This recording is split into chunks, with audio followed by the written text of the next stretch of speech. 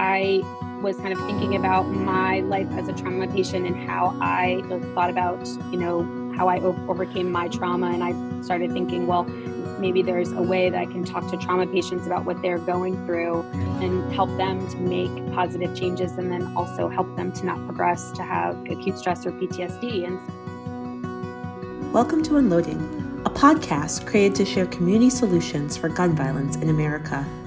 Unloading was created by Gun Violence Solutions of the American Medical Women's Association. I'm Kat, a pre-medical student in Chicago and assistant director of the American Medical Women's Association. And I'm Minorvi, a fourth-year medical student based in New York. And we're here to show you how individuals across America are responding to gun violence in their communities. Today we're going to move from the physical trauma to the emotional trauma and how a physician deals with both. The term second victim was originally coined by Dr. Albert Wu of Johns Hopkins in 2000 to describe healthcare providers that are traumatized in the workplace. Although this term has been criticized for being insensitive to the actual crime victim, I believe there's something there. Studies have shown that about 43% of physicians suffer from anxiety, depression, or PTSD after experiencing an adverse patient event, such as treating a gunshot victim. Gun violence not only affects those shot and their family and friends, but also healthcare providers who work to save their lives. With us today, we have Dr. Chris Castater. She is a trauma surgeon at Wellstar Trauma Acute Care Surgery in Marietta, Georgia, and is passionate about addressing the PTSD epidemic in healthcare providers. Dr. Castater, it's great to have you with us today. Just to start off, can you tell our audience a little about what led you to your path of becoming a trauma surgeon today? I'm very happy to be here, by the way. Essentially, I am a little bit of what they call non-traditional student, which I think is just kind of a nice way of saying older or having like a varied path. I worked in business when I was younger, and then I was attacked when I was in my mid to late 20s. And so I had a bunch of injuries. At the time, I was like in between jobs, so I actually didn't have insurance. And so I had a lot of experiences as a uninsured trauma patient. And essentially, that's what made me decide I was going to try to go back to school to go to medical school. I knew that I wanted to try to take care of trauma patients, and I didn't entirely at that time know what that meant. And then it took me a number of years to kind of get better and everything. But then after that, I went back to school and kind of proceeded on with my medical training. And then ended up, initially I thought that I could probably take care of trauma patients. I think there's different ways that we see them. There's obviously the psychiatric side, patients that suffer from trauma, suffer from like depression, PTSD and stuff. And so I thought I might be able to help them in that way. But then when I was doing my rotations, I really felt like by the time somebody is going to a psychiatrist with symptoms of PTSD or depression, that's kind of later on in the pathway. I really wanted to be able to be more at the front line, helping people when they first come through the door to either not progress to PTSD or acute stress. And so ended up going into surgery and obviously becoming a trauma surgeon. One of my main interests is in helping patients to kind of overcome their injuries in as much of a positive way as possible. That's amazing. Thank you for that introduction. It's amazing that you came from a different background altogether and took your personal experience and turned it into your career. That's amazing. When did you first become aware of the psychological effects of treating trauma patients on a regular basis? Early on in my medical training, I was aware that taking care of patients is hard for us as providers. I wasn't aware of the term second victim syndrome, but I definitely knew that, taking care of patients that are very sick, and especially trauma patients who have severe injuries that are traumatic, would be even harder. It wasn't until I was really in residency that I started to really understand more about PTSD and ASD, which is acute stress disorder, as it applies like kind of to patients, and then also as it applies to like providers. And so like second victim syndrome. And so that's when I really started to become interested in figuring out how we can manage those things, like both in our patients and in ourselves. And I guess from the physician perspective, how does having poor mental health as a physician, how does that affect patient outcomes?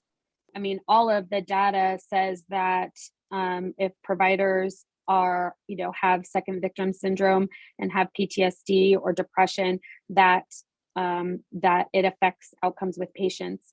And it kind of makes intuitive sense. If you're having PTSD or depression, you're almost like psychiatrically numbed. And so your ability to actually empathize with and care for, and even, sometimes make the best decisions for patients is going to be slightly impaired. And so it's really imperative that we kind of identify the risk factors, and then also when we're starting to feel different things, so that we can try to address it before it gets any further.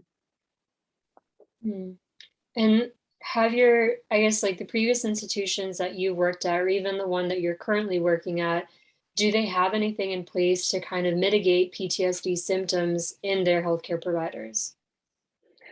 I think that everywhere that I have been has stuff, as far as there's ways that you can reach out if you feel like you are having any sort of, problems with second victim syndrome or anything like that. You can do like reach out anonymously and get assistance. I think that, the problem is a lot of times people feel like they don't want to be stigmatized. And so even if it's like an anonymous type system, sometimes people don't feel comfortable doing that. So when I was in residency and also in fellowship, we would have, frequently like debriefing type sessions where after like a really bad trauma, for like anyone that was involved in that, to talk about what happened and help people to kind of work through what emotions they were having and stuff. And then also we would talk about kind of second victim syndrome. And then, a lot of that kind of relies in peer recognition. So, in myself, seeing that my coworker feels like they're going through a lot, I can go up to them and try to talk to them about that, or ask them if they want some help, like being referred somewhere. And then, that can kind of help them to maybe feel like it's a safer environment. And so if you have programs like that within the system, it kind of builds multiple layers of protection for providers, where they can feel like they can get help if they need it. Where I'm at currently, we don't really do like debriefs. There isn't a lot of second victim syndrome training, but there are ways that you can, reach out and anonymously get help. And it is something that I've actually been talking to them about, as far as, needing to try to figure out how to implement. So it's on the horizon. I mean, you talk about the stigma and how that's, as a physician, that's the first barrier to kind of even reaching out and getting help. Are there any permanent solutions that you see that could be implemented in the healthcare system in general that would improve the mental health of physicians? I don't think that there's like one hard and fast thing. I think, the main thing is increasing conversations around the fact that these are things that people experience, and that it's okay to feel that way. That is what helps people to feel like they can come forward if they have a problem. And also it helps for people to feel like they can talk to someone and say, I think you're having a problem, and, and help them to get help. Along with that, what you have to do is have the resources in place in order to give people the help that they need. So I think part of it is just increasing the conversation so that it becomes something that is talkable and understandable and relatable and okay. And then the second thing is, then how are you going to actually help people if they're experiencing it? I think that's really important. I especially just as a medical student, I feel like the first few traumas that I saw in the ED, they were just I feel like they stuck with me, and we never got any sort of debriefing or anything like that. But I feel like having a conversation would have definitely helped. Are there any physician organizations or support groups that you go to outside of the hospital, outside of your work, that you can have these conversations with and have this extra layer of support? Not now, I don't. There was a like humanism and medicine like work group that we had in my residency that was totally optional, but basically you could go to and basically talk about any cases or things that you had happen that were like upsetting to you. And it was like a, informal and privileged, meaning anything that was said there was not taken beyond the walls of that group. place that people could talk about things.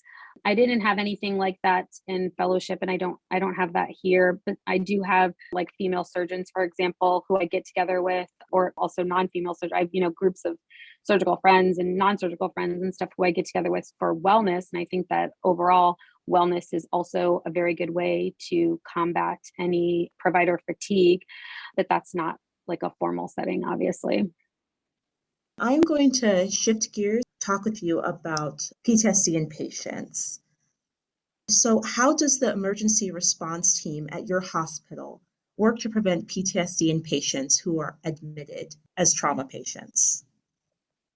At least where I am right now, and also at a lot of hospitals, there's not a lot of, this is something that is really up and coming in the literature, and also within trauma organizations like the AAST, which is the American Association or Surgery and Trauma, are really talking a lot about PTSD and trauma patients and how can we identify and start helping to treat patients as they come through. But at least my experience from talking to a lot of other surgeons and stuff is that it's something that we're all kind of talking about across our institutions, and things are just kind of starting to happen.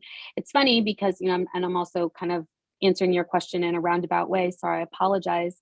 But, when I first was in medical school and then like going towards residency, and I would talk about how I was really interested in PTSD and trauma patients, people would literally look at me like I had a third head because, for the most part, a lot of surgical care is how are we, managing the surgery of XYZ pathology, what's the best way that we can treat patients surgically. And I 100% agree that's very important.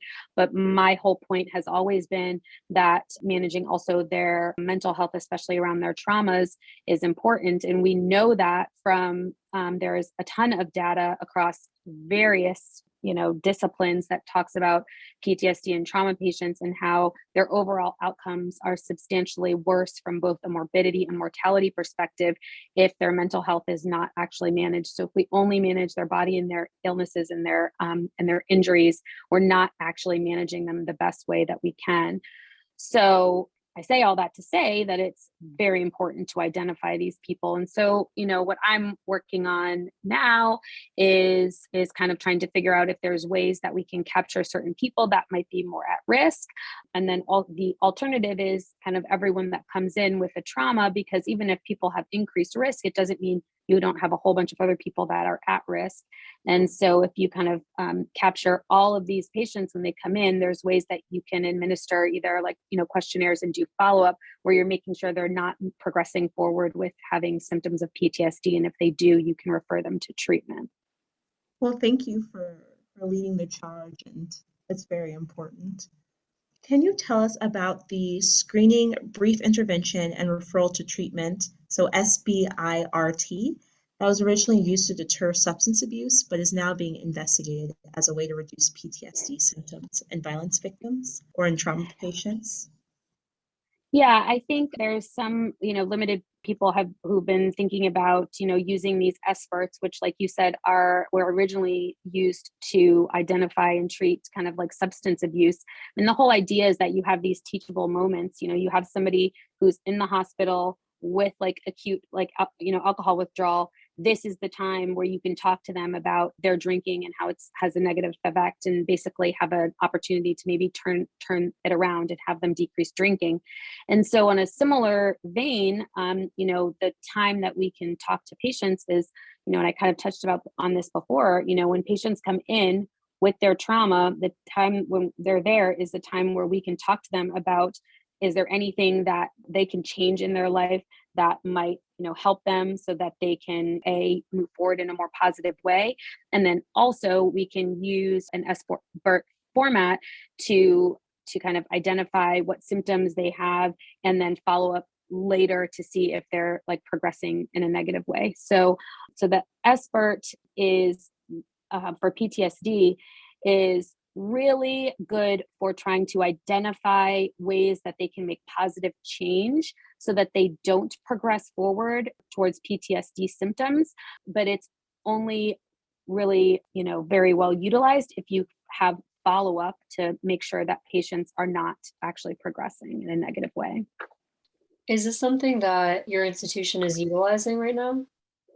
So I developed a novel SBIRT for PTSD. It was kind of based on history of it was that I was kind of thinking about my life as a trauma patient and how I thought about, how I overcame my trauma. And I started thinking, well, maybe there's a way that I can talk to trauma patients about what they're going through and help them to make positive changes and then also help them to not progress to have acute stress or PTSD. And so over the years developed it into an SBIRT. And so part of the whole thing about an SBIRT, the first word is short, so it's basically just a few questions identifying what their support system is, like how they will overcome different things when they leave the hospital, and then what they will do if they are having problems, like things like that.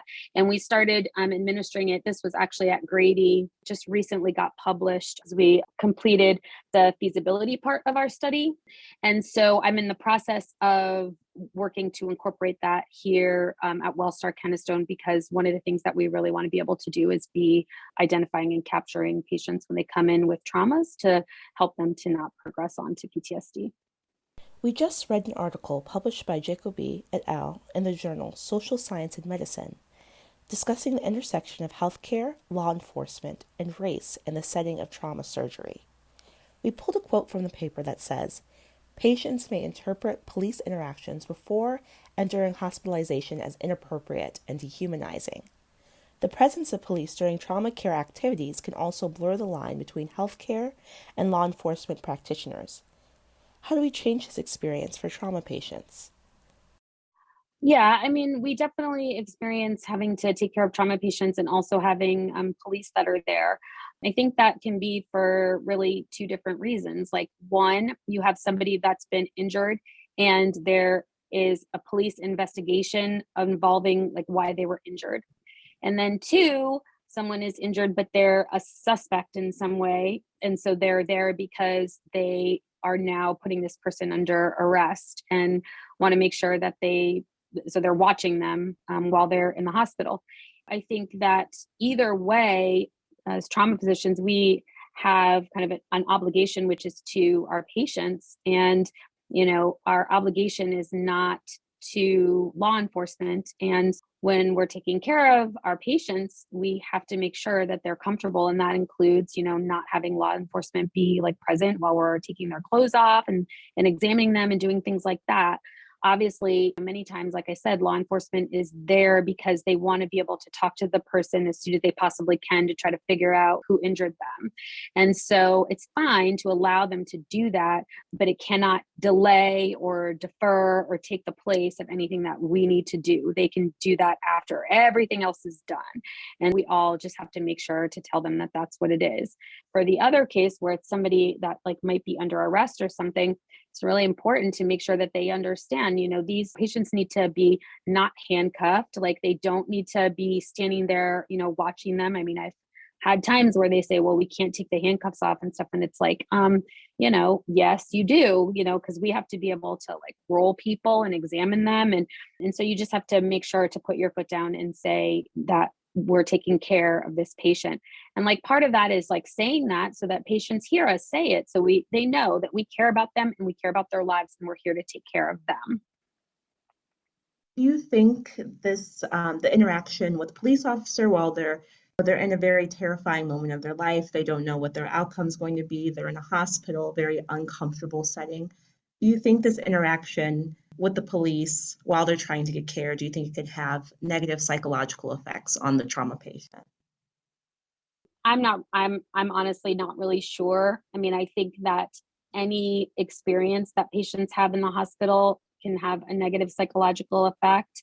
I mean, that's everything from the moment that they arrive to the door and they have a ton of people circling around them and taking their clothes off and pushing on them and acting like they're not even there because they're just examining them. So I think the main thing is trying to make sure that throughout the process of when trauma patients come in, that we are making sure to speak to them and humanize them and let them know that we're taking care of them.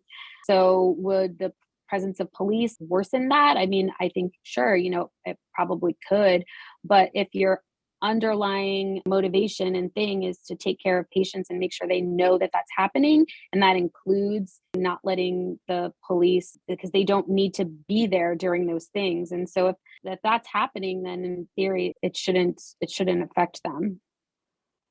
I appreciate your nuanced response. Just out of curiosity, so obviously our podcast is focused on gun violence solutions. As a physician, do you think, or did you ever receive training handling gun violence victims prior to, your residency or fellowship, like maybe in medical school? You mean specifically like how to handle victims of gun violence? Yeah. No. Yeah, no. I think, everything, any training that I've ever gotten about managing trauma patients really has to do with managing them just overall. I think there's different things that happen with victims of gun violence. And so I think over the years, you just kind of come to have a better understanding about exactly, what is traumatic about that for them and try to help them to kind of navigate it in the best way. But yeah, I don't know of any like specific training that is for providers that take care of victims of gun violence. I feel like if I did have that training, in my medical school, it might help me if I go to a different location for residency and beyond when I do encounter these patients. And I don't know, I just wanted to know your perspective. Like, do you think this is something that's important to have, earlier on in training rather than later? Or even if you're not going into trauma, you're going into, pediatrics or neurology. I mean, I definitely think so. I mean, there's so many people that are victims of gun violence or have someone in their family who is. And so I think if that is incorporated into medical education, it's important because, like you said, whether you're talking about, you don't have to be going into trauma surgery, you can be going into, psychiatry, internal medicine, whatever. But then if that comes up with your patient, you kind of know what things to either like ask them about or look for. Thank you for meeting with us. I really do. Thank you for having me. This is the subject that is very, very close to my heart. So I'm always happy to talk about it, discuss it. I'm interested in all research about it. I think it's so important to identify both in patients and in providers. And so, as I said, increasing the dialogue about it is the main thing that will help over time because that increases awareness. And I think that's what we need in order to kind of move forward with helping people.